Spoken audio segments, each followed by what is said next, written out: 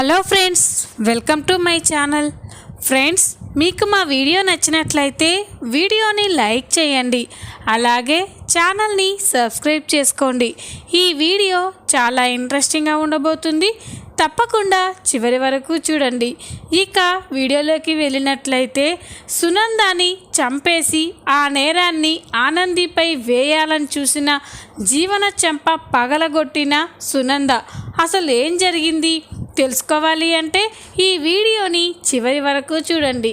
ఇక వీడియోలోకి వెళ్ళినట్లయితే, జీవన అయితే ఇక ఆనంది గురించే ఆలోచిస్తూ ఉంటుంది. ఈ కుట్టిని అంతకంత దెబ్బ తీయాలి అనుకుంటే అన్నీ తనకి ఫేవర్గానే అవుతున్నాయి. ఆ అత్తాకోడళ్ళకి ఎన్నిసార్లు గొడవలు పెట్టాలని చూసినా కూడా ఇట్టే కలిసిపోతున్నారు. లేదు, డోస్ కాస్త పెంచవలసిందే. ఈ కుట్టిని ఈసారి కోలుకోలేని దెబ్బ కొట్టాలి.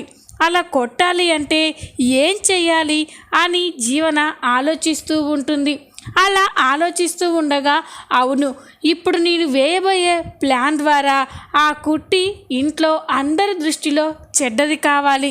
ఇక ఈ ఇంటికి నేనే మహారాణిని కావాలి అని అనుకుంటూ ఆలోచిస్తూ ఉంటుంది. ఎంతలా ఆలోచించినా కూడా జీవనికి ఏ ఐడియా కూడా తట్టదు.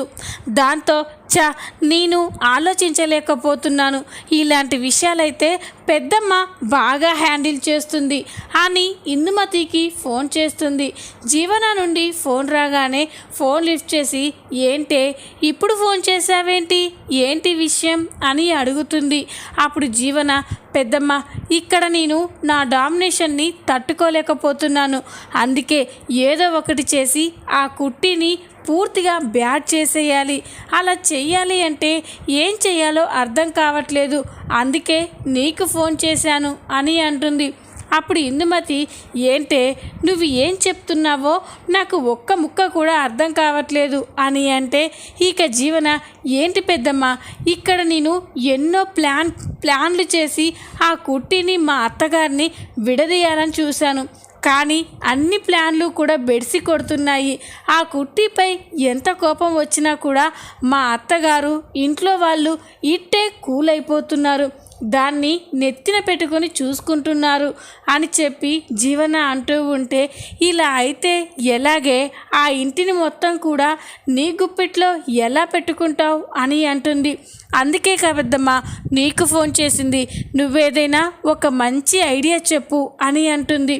ఇక ఇందుమతి, ఇలాంటి విషయాల్లో మీ పెద్దమ్మది చాలా మాస్టర్ మైండ్ కదే, నేనే ఆలోచిస్తాను ఉండు అని ఇందుమతి కాసేపు ఆలోచిస్తుంది. ఇక అలా ఆలోచించి, ఒసే, ఆ కుట్టిని పూర్తిగా బ్యాట్ చేయాలి అంటే ఒకే ఒక్క మార్గం ఉంది, కానీ కాస్త కష్టంగా ఉంటుంది, చేస్తావా అని అంటుంది.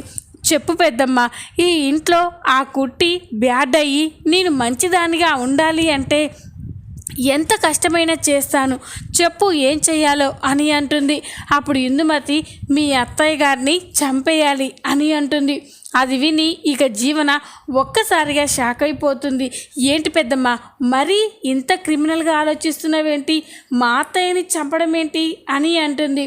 అప్పుడు ఇందుమతి, వసే, నిజంగా చంపడం కాదే, మీ అత్తయ్య గారిపై మర్డర్ అటెంప్ట్ చేయాలి, అది ఆ కుట్టియే చేసిందన్నట్లుగా నువ్వు క్రియేట్ చేయాలి.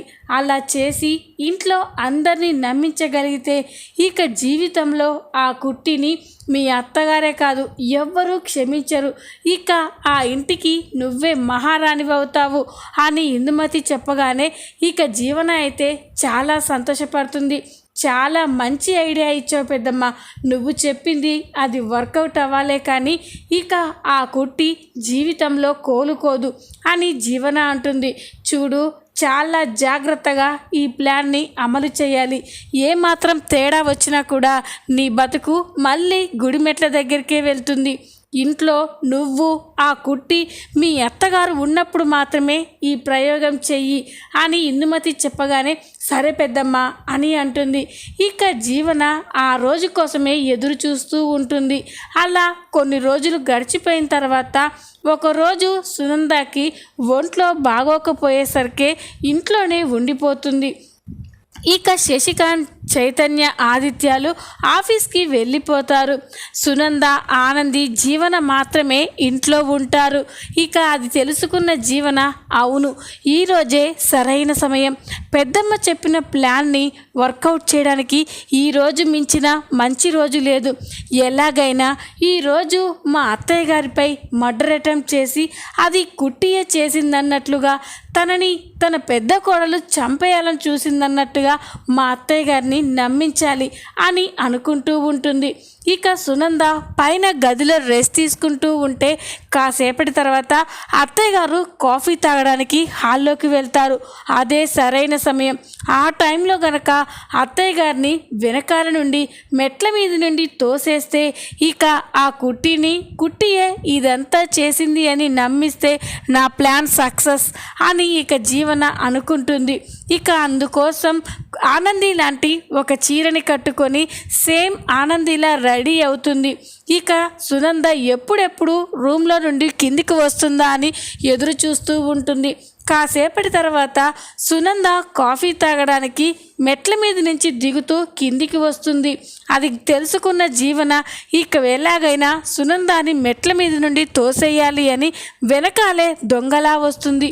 ఇక దొంగలా వచ్చి ఆనందిలా గొంతు మార్చేసి, నన్ను క్షమించండి అత్తయ్య గారు, ఈ ఇంట్లో పెత్తనం నా చేతికి రావాలంటే ఇలా చెయ్యక తప్పడం లేదు అని వెంటనే సునందాని ఒక్కతోపు తోసేస్తుంది. దాంతో ఇక సునంద మెట్ల మీద నుండి దొర్లుకుంటూ వచ్చి తలకి బాగా గాయమయ్యి స్పృహ తప్పి పడిపోతుంది. ఇక ఆనంది మాట్లాడినట్టే వినపడ్డం చూసి సునంద ఆనందియే తనని కింద పడేసింది అని నమ్ముతూ ఉంటుంది. కాసేపటి తర్వాత ఆనంది కిందికి వస్తూ ఉంటే ఇక సునంద అయితే స్పృహ తప్పి పడిపోయి ఉంటుంది. అది చూసి ఆనంది ఒక్కసారిగా కంగారు పడిపోయి అత్తయ్య గారు అని సునందాని లేపుతూ ఉంటుంది. కానీ సునందకి స్పృహ రాదు. వెంటనే జీవన కూడా అక్కడికి వచ్చి ఇక కంగారు పడుతున్నట్లు నటిస్తూ ఉంటుంది. ఆనంది వెంటనే ఆదిత్య, శశికాంత్, చైతన్యాలకి ఫోన్ చేస్తుంది. డాక్టర్ ఇంటికి వచ్చిన తర్వాత సునందకి ట్రీట్మెంట్ చేస్తూ ఉంటాడు. ఇక సునంద తలకి మామూలు గాయమే అవ్వడంతో ఏం ప్రమాదం లేదు అని డాక్టర్ చెప్పి వెళ్ళిపోతుంది. డాక్టర్ వెళ్ళిపోయిన తర్వాత ఇక ఆదిత్య ఆనంది జీవనలని అడుగుతూ ఉంటాడు. అసలు మీరు ఇంట్లోనే ఉన్నారు కదా, అమ్మకి ఇంత జరుగుతున్నా మీరేం చేస్తున్నారు అని ఆదిత్య అడుగుతాడు. అప్పుడు ఆనంది, ఏం లేదండి, నేను అత్తయ్య గారికి ఒకసారి జ్యూస్ తీసుకెళ్ళి ఇచ్చాను, అప్పుడు అత్తయ్య గారు బాగానే ఉన్నారు, కాసేపటికే ఇలా జరిగింది, అసలు ఏం జరిగిందో అర్థం అవ్వట్లేదు అని ఆనంది కంగారు పడుతూ ఉంటుంది. కాసేపటి తర్వాత సునందకి మెల్లమెల్లగా స్పృహ వస్తూ ఉంటుంది. సునంద కళ్ళు తెరిచి చూస్తూ అటు ఇటు అయోమయంగా చూస్తూ ఉంటుంది.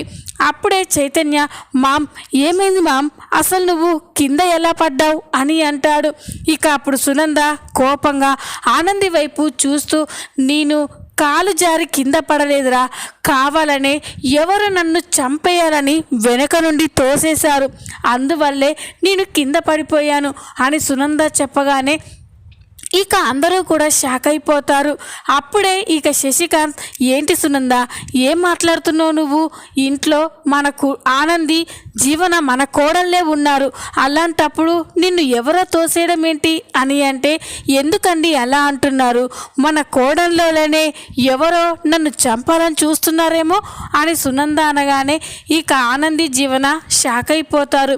జీవన కంగారు పడుతున్నట్లు నటిస్తూ, ఇప్పుడు ఈ కుట్టి పని అయిపోయినట్టే, దీన్ని మెడ పట్టుకొని బయటికి గెంటేస్తారు, అంతలా అత్తయ్య గారిని నమ్మించాను అని జీవన సంతోషపడుతూ ఉంటుంది. ఇక ఆదిత్య, ఏంటమ్మా నువ్వు అనేది అని అంటే, అవునరా, అది ఈ ఇంట్లోనే హంతకులు ఉన్నారని నాకు ఈరోజే తెలిసింది అని సునంద అంటుంది. ఇక ఆనంది, ఏంటత్తయ్య గారు, అసలు మీరు ఏం మాట్లాడుతుర్రో నాకు అర్థం కావట్లేదు, మిమ్మల్ని చంపాలని చూడడం ఏంటి అని ఆనంది అంటుంది. అప్పుడే సునంద కోపంగా ఆనంది దగ్గరికి వస్తూ ఉంటుంది. అది చూసి జీవన నవ్వుకుంటూ, కుట్టి ఇప్పుడు నీ చెంప పగులుతుంది అని అనుకుంటూ ఉంటుంది. ఇక సునంద కోపంగా ఆనంది దగ్గరికి వచ్చి పక్కనే ఉన్న జీవన చెంప పగలగొడుతుంది. అది చూసి జీవన ఆనంది ఇంట్లో అందరూ కూడా షాక్ అయిపోతారు. ఇక జీవన ఏంటత్తయ్య నన్ను కొట్టారేంటి, నేనేం చేశాను అని అంటే ఇక సునంద జీవన మొత్తం నువ్వే చేశావు, నువ్వే నన్ను మెట్ల మీద నుండి తోసేశావు. అంతేకాదు ఆనందియే నన్ను చంపాలనుకుందని నమ్మించేలా తన గొంతు మార్చి తన చీర కట్టుకొని తనలో రెడీ అయి వచ్చావని నాకు అర్థమైంది జీవన అని సునంద చెప్పగానే అందరూ షాక్ అయిపోతారు. ఇక జీవన ఈ జైలర్ ఎలా కనిపెట్టేసి ఉంటుంది, అంత పకడ్బందీగా ప్లాన్ చేశాను కదా అని అంటుంది. అప్పుడే ఆనంది కూడా ఏంటి అత్తయ్య గారు ఏమంటారు మీరు, జీవన మిమ్మల్ని తోసేసిందా అని అంటే అవును ఆనంది, తను తోసేయడమే కాదు నీలా మాట్లాడి నువ్వే ఇదంతా చేసావని నమ్మించాలని చూసింది అని సునంద అంటుంది. ఇదంతా వింటున్న చైతన్య ఆదిత్య శశికాంత్లకి ఏమీ అర్థం కాదు. ఇక చైతన్య దాని గురించి నాకు తెలుసు మమ్మీ, అదే చేసి ఉంటుంది, పాపం అమాయకురాలైన వదినని ఇరికించాలనుకుంటుంది అని అంటూ ఉంటుంది. అప్పుడే జీవన ఏంటత్తయ్య గారు నేనే చేశానని మీరు అంత ఖచ్చితంగా ఎలా చెప్పగలరు అని అంటే ఇక అప్పుడు సునంద జీవన నువ్వు వచ్చి ఇన్ని రోజులైంది, అసలు నువ్వు ఏ పర్ఫ్యూమ్ వాడతావో ఆనంది ఏ పర్ఫ్యూమ్ వాడుతుందో నాకు తెలీదా, నువ్వు నన్ను తోసేసినప్పుడు నీ పర్ఫ్యూమ్ స్మెల్ని నేను పసిగట్టాను, ఆ స్మెల్ గల పర్ఫ్యూమ్ ఇంట్లో నువ్వు ఒక్కదానివే వాడతావు, దాన్ని బట్టే నాకు అర్థమైపోయింది నన్ను చంపాలని చూసింది నువ్వేనని అని చెప్పగానే ఇక జీవన అయితే షాక్ అయిపోతుంది. ఇదేంటి, ఇంతకు ముందేమో సీసీ కెమెరాలా దొరికిపోయాను, ఇప్పుడు ఈ పర్ఫ్యూమ్తో దొరికిపోయాను, నా ప్లాన్లన్నీ కూడా ఇలా బెడిసి కొడుతున్నాయేంటి, ఇప్పుడు ఏం చెయ్యాలి అని జీవన కంగారు పడుతూ ఇక సునంద కాళ్ళ మీద పడి అత్తయ్య గారు నన్ను క్షమించండి, కుట్టి మీద ఉన్న కోపంతో మీకు గాయం చేసి తనని ఇరికించాలనుకున్నాను, కానీ నేను చేసింది చాలా పెద్ద తప్పు, నన్ను క్షమించండి అని సునందాన్ని బ్రతిమలాడుతూ ఉంటుంది. ఇక ఇదంతా చూస్తున్న ఆనంది ఆదిత్య చైతన్య శశికాంత్లకైతే చాలా కోపం వస్తూ ఉంటుంది. ఈ విధంగా సునందాని చంపబోయి ఆనందిని ఇరికించాలని చూసిన జీవనకి షాక్ ఇవ్వబోతుంది సునంద. ఈ వీడియో కనుక మీకు నచ్చినట్లయితే లైక్ చేయండి, సబ్స్క్రైబ్ చేసుకోండి. Thanks for watching.